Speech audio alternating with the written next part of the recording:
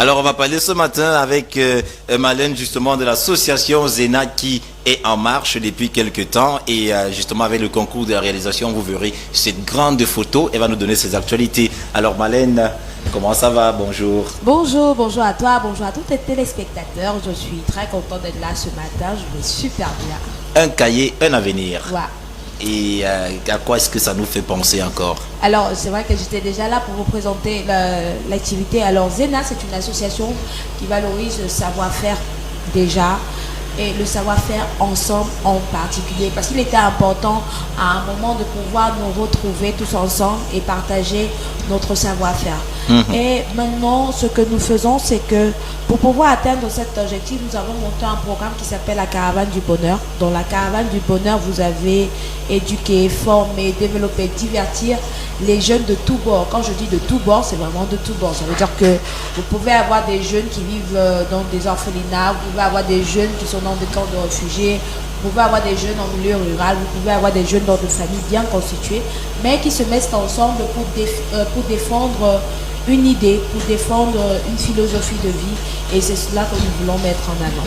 Alors il faut, on va dire que c'est l'éducation qui est mise au devant de la scène. Cette fois, oui, un cahier, un avenir. Eh bien, un cahier, un avenir, on s'est dit, on a très peu d'élèves scolarisés en milieu rural. On a fait le constat, dans une école publique, en zone rurale, vous avez du cycle maternel au primaire, vous avez 38 élèves. Tout au plus, vous pouvez avoir 78, ce qui n'est pas bon.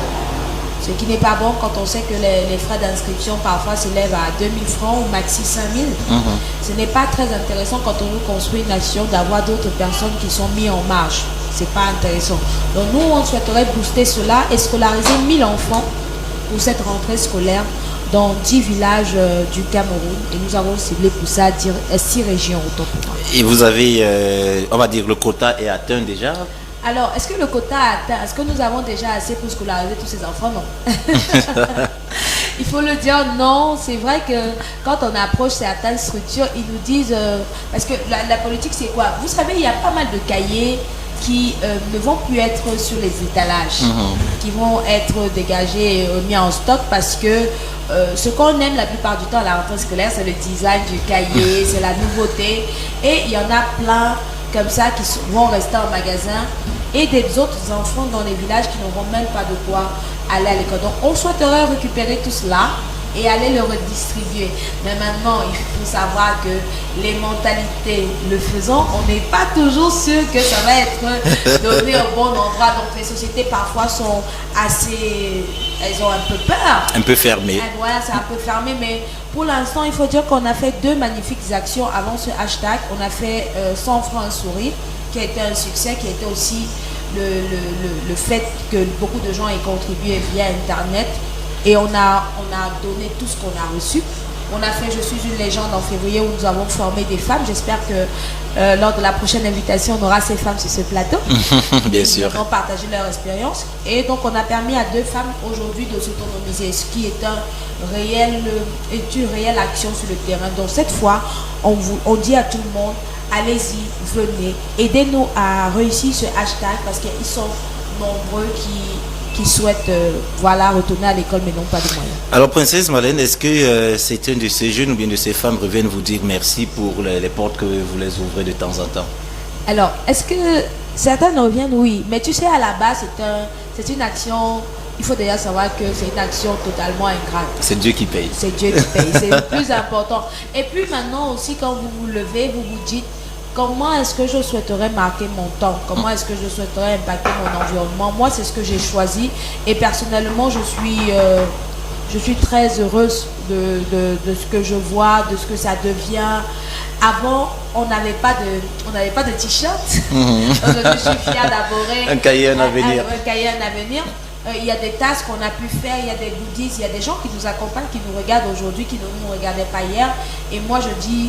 Ok, ça prouve que ce qu'on est en train de faire, c'est un truc qui marche. Et quand on regarde la photo derrière, c'est cet enfant qui a déjà retrouvé le sourire parce qu'elle est justement fière Elle est sûre qu'elle va rentrer à l'école avec son stylo à main. Voilà. On va dire que justement vous posez un acte que justement seul Dieu peut qualifier. Hein.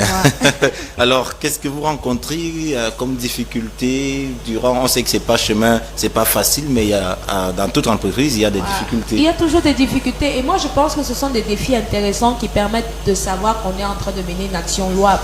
Alors j'étais déjà à Bafia. J'ai pu rencontrer des autorités de ce côté-là. J'ai rencontré aussi des jeunes qui étaient assez sceptiques. Alors, les difficultés, c'est que les écoles sont assez éloignées vraiment des trajets. S'ils ne sont pas totalement opposés, s'ils ne sont pas exposés à la voie publique, parce que la plupart sont sur des routes nationales, alors s'ils ne sont pas toujours exposés à ça, l'accès est difficile. Maintenant, les autorités que je trouve sont très ouvertes justement à ce projet-là. Mais maintenant, c'est pouvoir collecter tous ces fonds. Il faut dire, si tu me permets, il faut dire que cet événement pèse quand même 70 millions de francs CFA. Les collecter, c'est pas évident. Et même quand on essaie de les changer en donation physique, c'est toujours pas évident. Il faut bousculer.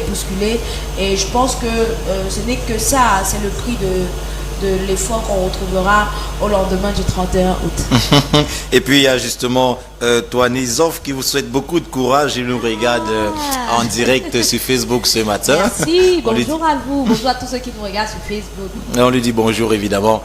Alors Malène, la rentrée c'est dans quelques jours. Et vous avez choisi de permettre aux enfants de rentrer à l'école et pour un objectif de 1000 enfants. Comment est-ce que ça va se passer? Vous allez refaire le tour du Cameroun pour vérifier si tous ces enfants sont effectivement à l'école à la rentrée ou bien vous avez des antennes dans les différents... Alors on a essayé de bosser sur des antennes. Il faut dire que c'est pas encore effectif. Hein. Quand je veux dire effectif, je veux dire la même équipe qu'on a à Yaoundé, on l'a au nord, tout ça. Non. On travaille avec les comités de développement de chaque village. D'accord. Alors on leur remet le projet et on essaie de contrôler. Ce qu'on a fait, c'est que on a boosté la communication plus au niveau des églises parce que dans les villages, il faut dire que ce sont des zones où la population se retrouve. Donc on a passé un communiqué en disant que les 50 enfants, puisque par endroit on a choisi 2 écoles, par endroit on a choisi un seul établissement. Donc on a dit les 100 premières personnes à s'inscrire vont bénéficier des cahiers, des trousses, en fait du matériel scolaire pour aller à l'école. Et maintenant on va offrir à une famille qu'on va rencontrer là-bas, il faudrait que la famille soit handicapée, soit veuve ou veuf, ou encore dont le parent n'a pas la possibilité d'envoyer ses enfants à l'école. On va leur offrir la caravane du bonheur, le hashtag spécial RTALA. Ça veut dire qu'à cette famille-là, on va payer l'inscription, la tenue de classe, le sac de classe, les livres et les cahiers pour 5 enfants. Pour cette famille, pour 5 enfants, pour 5 enfants. Pour 5 enfants dans cette famille, oui. 5 enfants, c'est le max. On peut trouver 2, on peut trouver 3, on peut trouver 4. Mais le max, c'est 5 enfants. Donc, si après, dans une famille, on trouve un seul enfant, on va essayer de faire 5 enfants quand même dans le village. Dans le village. Pourquoi? Parce qu'il est important aujourd'hui. RTALA, vous le savez, c'est Régis Tala, qui pour moi est un modèle à suivre, bien qu'il ne vit plus, mais sa façon d'agir de côté professionnel, je parle de la personne professionnelle parce que Régis Tala, ce n'était pas son vrai nom. Alors, ce côté professionnel-là doit renaître dans chaque enfant. Aujourd'hui, vous avez la possibilité de recevoir des cahiers. Sachez que demain, c'est vous qui devrez donner à d'autres personnes. C'est cette énergie-là qu'on souhaiterait construire. C'est ce nouveau type de personnes-là qu'on souhaiterait avoir pour pouvoir construire un véritable pays. Et nous nous rendons effectivement compte sur Facebook qu'il y a beaucoup de personnes qui sont intéressées et qui vous souhaitent beaucoup d'encouragement. Alors, s'il faille que ces personnes vous apportent un appui particulier, ce serait de quelle façon? Alors, le premier appui particulier dont j'ai vraiment besoin, c'est que vous soyez nombreux le jour où on va faire la remise. Donc, ce sera de quel côté? On va faire vraiment le tour du Cameroun. Donc, je me permets de citer, donc on aura Obala, on aura Bafia, puis président en Koyameta. On ira à Bonbon, on ira à Bertois, on ira à Garaboulaye, on ira à Gamoudéré, Garoua, plus précisément à Bayamga. À Bayamga, à Bazama. Voilà. Et à Poli, plus précisément à l'école de Poussé. Je profite pour saluer Doré qui nous a rejoint. Et après, on ira à Bakonji, c'est à l'ouest Cameroun. Et ensuite, on remontera à EDA, puis Kribi pour la fin, le happy end.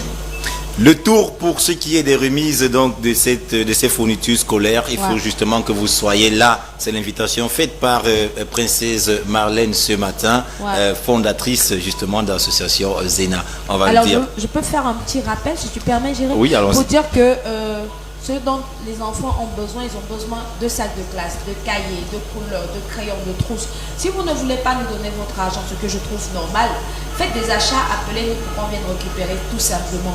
Moi, je dis aujourd'hui, l'avenir se construit ensemble.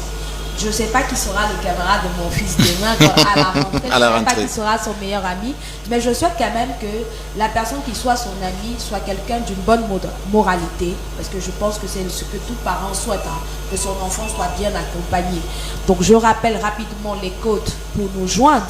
Vous allez rapidement sur Facebook et vous tapez la caravane du bonheur 2 en lettres, K en chiffres, 19 en... Qu'est-ce que je raconte? 2 en chiffres, K en lettres et 19 en chiffres. Vous tomberez directement sur la caravane du bonheur 2K19 ou simplement vous nous appelez au numéro qui vont suivre 696 696 87 87 88 88 54 54 ou le 654 654 27 27 43 43 24. 24. Et il y a forcément une personne qui pourra vous répondre et vous orienter. Oh les gars, le numéro là c'est pas pour autre chose hein. Parce qu'ils sont comme ça, hein. Ils sont comme ça. D'ailleurs si vous appelez ça va tomber chez moi. Donc on va pas prendre en tout cas on se comprend. Alors la suite Marlène, on va justement se quitter, mais avant on va dire bonjour, on fait un clin d'œil à qui ce matin?